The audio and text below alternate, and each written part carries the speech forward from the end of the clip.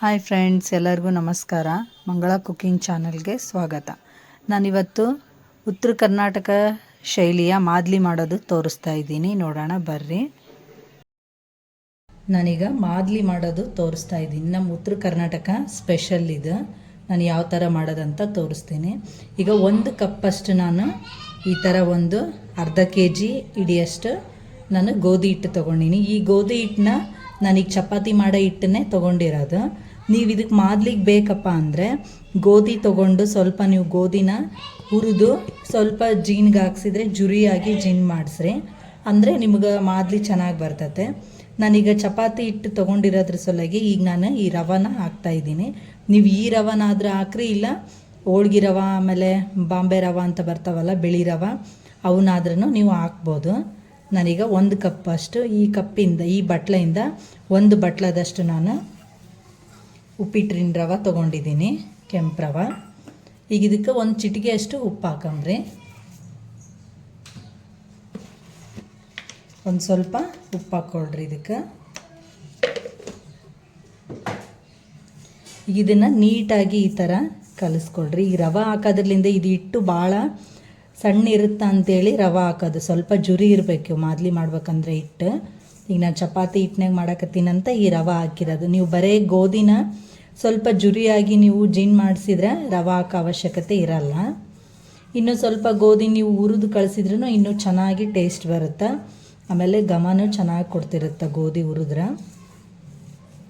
ಈಗ ನಾನು ದಿಢೀರಂತ ನೆನೆಸ್ಕೊಂಡಿರೋದಕ್ಕೆ ಈಗ ನಾನು ಇದನ್ನು ಹಂಗೆ ಚಪಾತಿ ಹಿಟ್ಟಿನಾಗೆ ನಾನು ಮಾಡಾಕತ್ತೀನಿ. ಇದಕ್ಕೆ ಸ್ವಲ್ಪ ಸ್ವಲ್ಪ ನೀರು ಹಾಕಿ ಸ್ವಲ್ಪ ಗಟ್ಟಿ ನಾದ್ಕೊಳಬ್ರಿ. ನೀವು ಚಪಾತಿ ಹಿಟ್ಟಿನ ಅದಕ್ಕೆ ನಾದಬೇಡ್ರಿ, ಸ್ವಲ್ಪ ಗಟ್ಟಿನೇ ಇರಲಿ. ನಾನೀಗ ಸ್ವಲ್ಪ ಸ್ವಲ್ಪನೇ ನೀರು ಹಾಕಿ ನಾದ್ಕೊತೀನಿ. ಸ್ವಲ್ಪ ನೀವು ಗಟ್ಟಿ ನಾದಿದ್ರೇ ಇದು ನಾವೀಗ ರೊಟ್ಟಿ ಮಾಡಿ ಮಿಕ್ಸಿಗೆ ಹಾಕ್ತಿರ್ತೀವಲ್ಲ ಆವಾಗ ಚೆನ್ನಾಗಿ ಪುಡಿ ಆಗುತ್ತೆ. ನೀವು ತೆಳ್ಳಗೆ ಚಪಾತಿ ಮಾಡಿ ಮತ್ತು ಹಿಟ್ಟನ್ನು ಮೆತ್ತಗಿಟ್ರಿ ಅಂದ್ರೆ ನೀವು ಮಿಕ್ಸಿಗೆ ಹಾಕ್ಬೇಕಾದ್ರೆ ಅಷ್ಟು ಚೆನ್ನಾಗಿ ಪುಡಿ ಪುಡಿ ಆಗಲ್ಲ.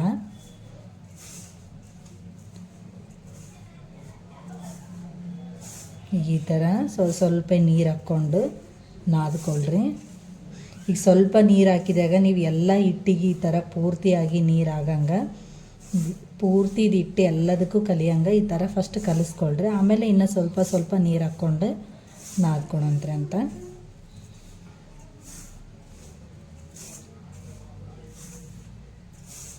ಈಗ ಇದಕ್ಕೆ ಇನ್ನೊಂದು ಸ್ವಲ್ಪ ನೀರು ಹಾಕ್ಕೊಳಂಬ್ರಿ.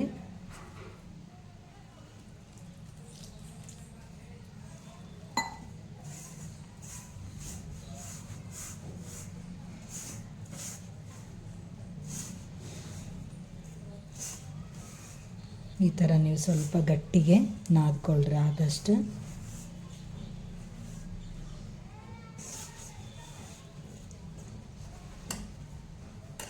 ಇಷ್ಟು ಗಟ್ಟಿ ಇರಬೇಕು ಹಿಟ್ಟಿದು. ನೀವು ಈ ಥರ ನಾದ್ಕೊಂಡ್ರೆ ತಾನೇ ಮೆತ್ತಗಾಗುತ್ತೆ. ನೋಡಿರಿ ಈ ಥರ ಇರಬೇಕು ಹಿಟ್ಟು. ನೀವು ಇದನ್ನೇನು ಭಾಳ ನೀವು ಮಿಜ್ಜಿ ನಾದಂಥ ಅವಶ್ಯಕತೆ ಏನಿಲ್ಲ, ಸಾಕು. ಇಷ್ಟೇ ಇದ್ದರೆ ನಾವು ಚಪಾತಿ ಮಾಡಬೇಕಾದ್ರೆ ಸ್ವಲ್ಪ ಸ್ವಲ್ಪ ನಾದ್ಕೊಂಡ್ರೆ ಆಯಿತು. ಈ ಥರ ನಾದ್ಕೊಂಡು ಈಗ ನಾನಿದು ಹಿಟ್ಟು ಹಾಕಿರೋ ಬಟ್ಲಕ್ಕೆ ಹಾಕಿ ಇಟ್ಕೊತೀನಿ. ಈ ಥರ ನಿಮ್ಗೆ ಒಂದೇ ಸಲ ನಾದಕ್ಕಾಗಿಲ್ಲ ಅಂದರೆ ಸ್ವಲ್ಪ ಸ್ವಲ್ಪನೇ ನಾದ್ಕೊಂಡು ಇಟ್ಕೊಳ್ರಿ.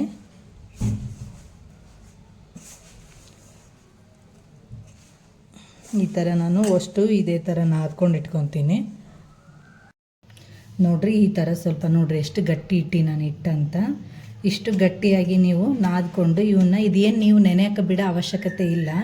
ಈಗ ಇದನ್ನು ನಾವು ಉಳ್ಳೆಗಳನ್ನ ಮಾಡ್ಕೊಳಂಬ್ರಿ. ಸ್ವಲ್ಪ ದಪ್ಪ ದಪ್ಪನ ತೊಗೊಳ್ರಿ, ಭಾಳ ಏನು ಸಣ್ಣ ತೊಗೋಬೇಡ್ರಿ. ಇಷ್ಟು ಹಿಟ್ಟು ತೊಗೊಂಡು ನೀವು ಒಂದೊಂದು ಉಳ್ಳೆಗಳನ್ನ ಮಾಡ್ಕೊಳ್ರಿ. ಈ ಥರ ಮಾಡಿಕೊಂಡು ನೀವು ಹಿಟ್ಟು ಹಚ್ಚಿ ನಾವು ದಪ್ಪ ಚಪಾತಿನ ಮಾಡ್ಕೊಳಂಬ್ರಿ.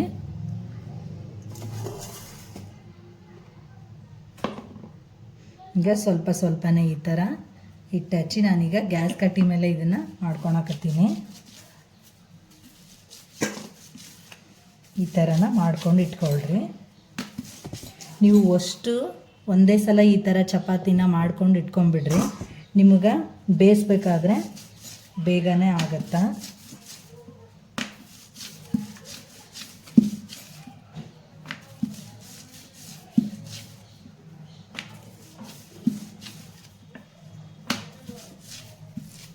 ಸ್ವಲ್ಪ ಆದಷ್ಟು ದಪ್ಪನೇ ಇರಲಿ. ನೋಡಿರಿ ನಾನು ಎಷ್ಟು ದಪ್ಪ ಮಾಡ್ಕೊಂಡಿನಂತ. ಈ ಥರ ದಪ್ಪನೇ ಇರಲಿ. ಈ ಥರ ಮಾಡಿ ಅಷ್ಟು ಚಪಾತಿನ ಇಟ್ಕೊಳಮ್ರಿ.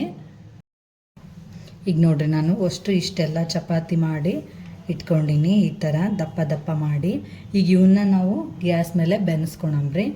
ಈಗ ಬೆನ್ಸೋದು ಹೆಂಗೆ ತೋರಿಸ್ತೀನಿ. ಈಗ ಗ್ಯಾಸ್ ಹಚ್ಚಿ ನಾನು ಹಂಚು ಕಾಯಕ್ಕಿಟ್ಟೀನಿ. ಹಂಚು ಕಾದದ್ರಿ. ಈಗ ನಾನು ಇದು ಮಾಡಿರ್ತಕ್ಕಂಥ ಚಪಾತಿನ ಇದ್ರ ಮೇಲೆ ಹಾಕಿ ಬೇಯಿಸ್ತೀನಿ. ಇದನ್ನೇನು ನೀವು ಎಣ್ಣೆ ಹಾಕಿ ಬೇಯಿಸೋ ಅವಶ್ಯಕತೆ ಇಲ್ಲ. ಈಗ ಇದನ್ನು ಚೆನ್ನಾಗಿ ಬೇಯಿಸಂಬ್ರಿ.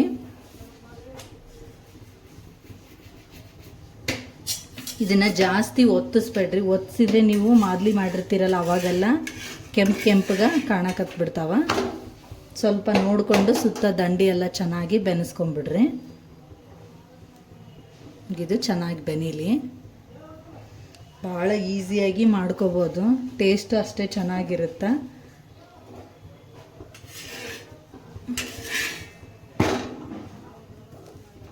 ಈ ಥರ ಎಲ್ಲ ಕಡೆ ಚೆನ್ನಾಗಿ ಬೇಯಿಸ್ರಿ.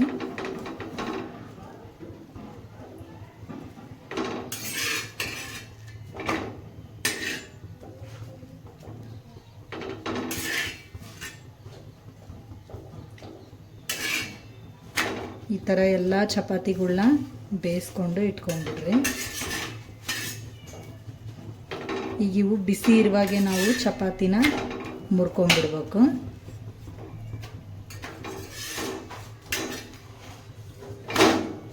ನೋಡ್ರಿ ಎಲ್ಲ ಕಡೆ ದಂಡಿ ಚೆನ್ನಾಗಿ ಬಂದತೆ. ಇದನ್ನ ತಕೊಂಡ್ಬಿಡಂಬ್ರಿ. ಈಗ ಈ ಥರ ನೀವು ಚಪಾತಿನ ಫೋಲ್ಡ್ ಮಾಡ್ಕೊಳ್ರಿ. ಹಿಂಗೆ ಇದು ಬಿಸಿ ಭಾಳ ಇರುತ್ತಾ, ನೀವು ನಿಧಾನಕ್ಕಿಲೆ ಮಾಡ್ಕೊಳ್ರಿ. ಈ ಥರ ಮಾಡಿಕೊಂಡು ಲಟ್ಟಣಿಕಿಲೆ ಒಂದು ಸಲ ಈ ಥರ ಪ್ರೆಸ್ ಮಾಡ್ಕೊಳ್ರಿ ನೀಟಾಗಿ.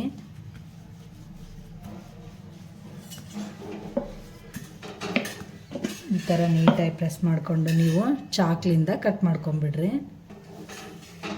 ಈ ಥರ ಚಾಕಿಂದ್ಲಿಂದ ಇವನ್ನ ಸಣ್ಣ ಸಣ್ಣದಾಗಿ ಕಟ್ ಮಾಡ್ಕೊಂಡು ಇಟ್ಕೊಂಡ್ಬಿಡ್ರಿ. ನೀವು ಬಿಸಿ ಭಾಳ ಇರ್ತಾವ, ಇವನ್ನ ಮುರಿದು ಹಾಕ್ಬೇಕಂದ್ರೆ ಕೈ ಭಾಳ ಸುಡ್ತಿರುತ್ತೆ. ಅದಕ್ಕೆ ಈ ಥರ ನೀವು ಸ್ವಲ್ಪ ಬಿಸಿ ಇರೋದನ್ನು ಈ ಥರ ಕಟ್ ಮಾಡಿಕೊಂಡು ಒಂದು ಪಾತ್ರೆಗೆ ಹಾಕ್ಕೊಂಬಿಡ್ರಿ. ನೋಡಿರಿ ಈಗ ನಾನು ಇನ್ನೂ ಒಂದು ತೋರಿಸ್ತೀನಿ.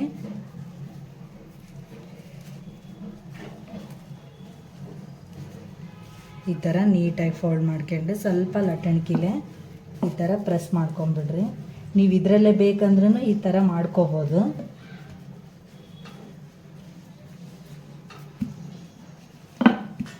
ಸ್ವಲ್ಪ ಇದರಲ್ಲೇ ನೀವು ಈ ಥರ ಪ್ರೆಸ್ ಮಾಡಿನೂ ಮಾಡ್ಕೋಬೋದು.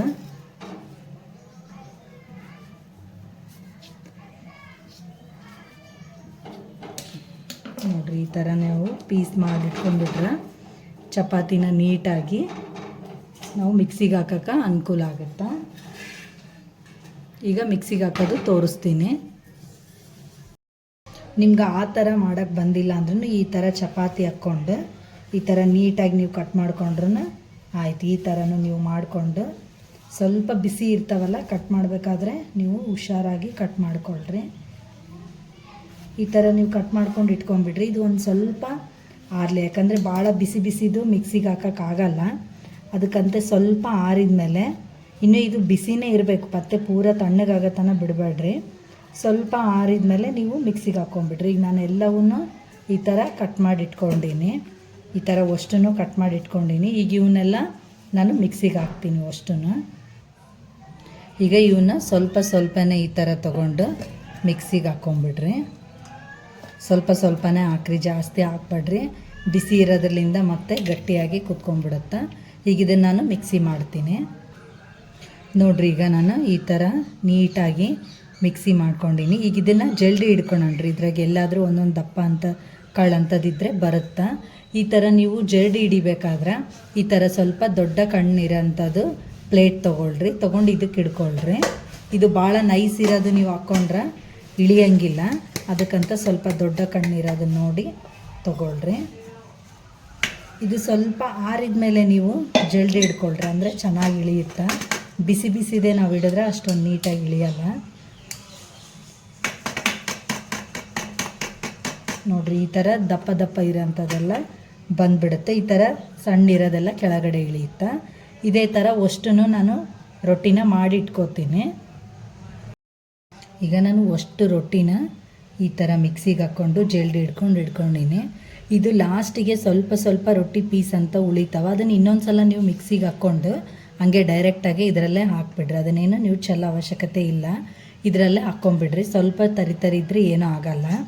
ಈಗ ಈ ಥರ ನಾನು ಮಾಡಿಟ್ಕೊಂಡಿನಲ್ಲ, ಈಗ ಇದಕ್ಕೆ ಬೆಲ್ಲ ಕಲಿಸ್ಬೇಕು. ಬೆಲ್ಲ ನೀವು ಮೆತ್ತಗೆ ಒಡೆದು ಅದನ್ನು ಮೆತ್ತಗೆ ಬೆಲ್ಲ ಹೊಡ್ಕೊಂಡು ಕಲಿಸಿದ್ರೂ ಎಲ್ಲೋ ಅಲ್ಲೊಂದು ಹಳ್ಳು ಉಳಿತಾವ.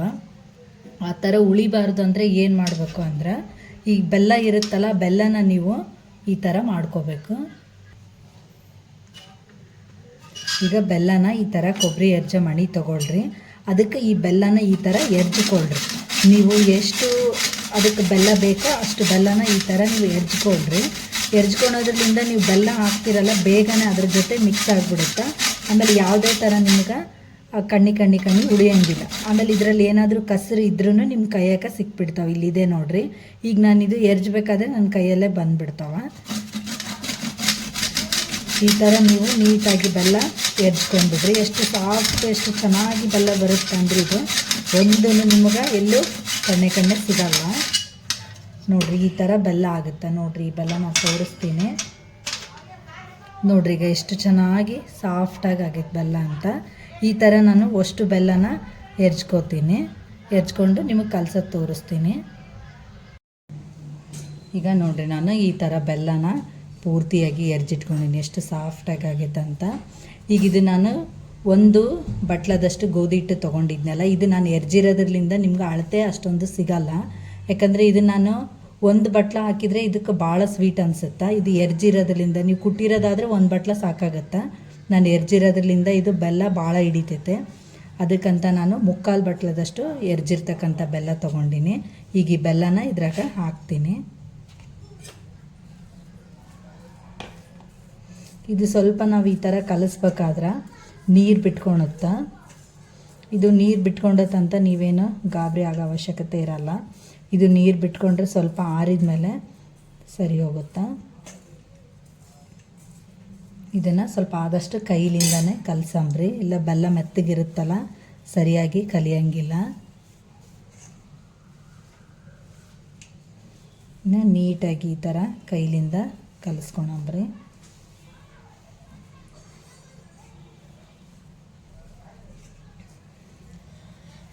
ಈ ಥರ ನೀಟಾಗಿದೆಲ್ಲ ಕಲಿಸ್ಕೊಂಬಿಡಂಬ್ರಿ. ಆದಷ್ಟು ಕೈಯಿಂದ ಈ ಥರ ಮಾಡಿಕೊಳ್ರಿ. ಬೆಲ್ಲ ಮೆತ್ತಗಿರೋದಕ್ಕೆ ಒಂದೇ ಕಡೆ ಕುತ್ಕೊಳುತ್ತಾ.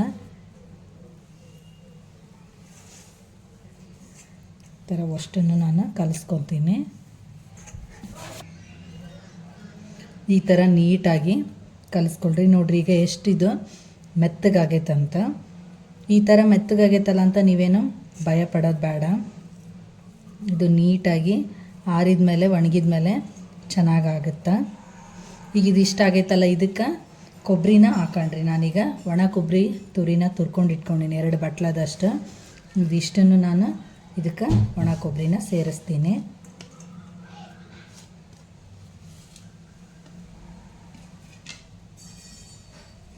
ಈಗ ಇದ್ರಾಗೆ ನಾನು ಒಂದು ಬಟ್ಲದಷ್ಟು ಪುಟಾಣಿ ತೊಗೊಂಡಿನಿ. ಈ ಪುಟಾಣಿನ ಇದಕ್ಕೆ ಹಾಕ್ತೀನಿ. ಈಗ ನಾನೊಂದು 1/4 ಬಟ್ಲದಷ್ಟು ಸಕ್ಕರೆ ತೊಗೊಂಡಿದ್ದೀನಿ. ಈ ಥರ ಸಕ್ಕರೆ ಹಾಕಿದರೆ ಸ್ವಲ್ಪ ಮೇಲ್ಗಡೆ ನೋಡೋಕ್ಕೂ ಚೆನ್ನಾಗಿ ಅನಿಸುತ್ತಾ, ಟೇಸ್ಟು ಚೆನ್ನಾಗಿ ಕೊಡುತ್ತೆ. ಈಗ ಇದನ್ನು ಸೇರಿಸ್ತೀನಿ. ಇದಕ್ಕೆ ಸ್ವಲ್ಪ ಸೋಪು ಮತ್ತು ಯಾಲಕ್ಕಿ ಪುಡಿನ ಅದನ್ನೊಂದು ಸ್ವಲ್ಪ ಸೇರಿಸ್ತೀನಿ. ನಾನೀಗ ಸೋಪು ಮತ್ತು ಏಲಕ್ಕಿ ಪುಡಿನ ಹಾಕ್ತೀನಿ ಇದ್ರಾಗ. ಈಗ ನೀಟಾಗಿದೆ ಹಾಕಿದ ಮೇಲೆ ಕಲಿಸ್ಕೊಳಂಬ್ರಿ.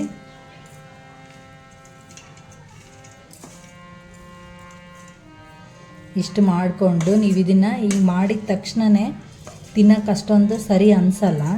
ಇದನ್ನು ಈ ಥರ ಮಾಡಿ ನೀವು ಒಂದು 6 ಗಂಟೆಗಳ ಕಾಲ ಹಿಂಗೆ ಬಿಡಬೇಕು. ಇದು ಸ್ವಲ್ಪ ಆರಿದ ಮೇಲೆ ಇದೆಲ್ಲ ಸ್ವಲ್ಪ ಡ್ರೈ ಆಗುತ್ತಾ, ಅವಾಗ ನೀವು ತಿನ್ನೋಕೆ ಟೇಸ್ಟ್ ಚೆನ್ನಾಗಿ ಕೊಡುತ್ತಾ. ಈಗ ತಿನ್ಬೋದು.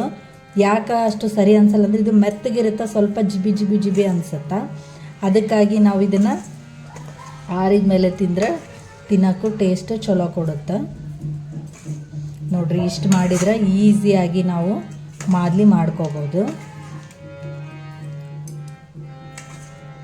ನೋಡಿರಿ, ಇಷ್ಟು ಈಸಿಯಾಗಿ ಮಾದಲಿ ರೆಡಿ ಆಯಿತು. ಈ ಮಾದಲಿ ವಿಡಿಯೋ ನಿಮ್ಗೆ ಇಷ್ಟ ಆದರೆ ಲೈಕ್ ಮಾಡಿರಿ, ಶೇರ್ ಮಾಡಿರಿ, ಕಮೆಂಟ್ ಮಾಡಿರಿ. ಮತ್ತೆ ಮುಂದಿನ ವಿಡಿಯೋದಲ್ಲಿ ಭೇಟಿಯಾಗೋಣ. ಬಾಯ್.